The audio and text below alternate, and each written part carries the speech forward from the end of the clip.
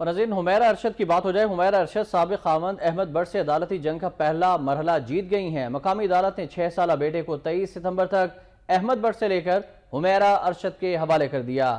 تفصیلات بتا رہے ہیں لاہور سے عبدالرحمان اپنی اس رپورٹ میں۔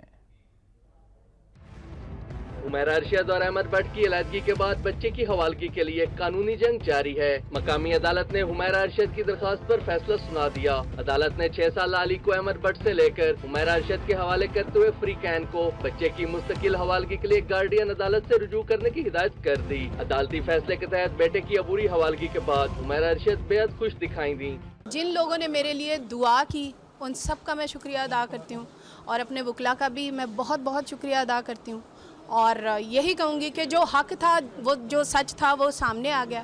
جھوٹ کا منہ جو ہے وہ پہلے بھی کالا تھا، آگے بھی انشاءاللہ کالا ہی ہوگا۔ دوسری جانب عدالتی فیصلے پر احمد بٹ کا کہنا تھا کہ بیٹے کے حصول کے لیے ہر فورم پر جاؤں گا۔ سرسری طور پہ میرا بیٹا ادھر گیا، انشاءاللہ 23 کو جو فیصلہ ہوگا پراپر اس پہ انشاءاللہ میں ویٹ کروں گا، اور بہتر ہوگا، اللہ بہتر کرے گا، کیونکہ باقی اور بیسیکلی میں جو کوشش بھی کر رہا تھا اپنے بچے کے لیے کر رہا تھا، نہ کسی پیسے کے لیے نہ کہ جائیداد کے لیے، جو محترمہ نے کافی الزامات لگائے ہیں۔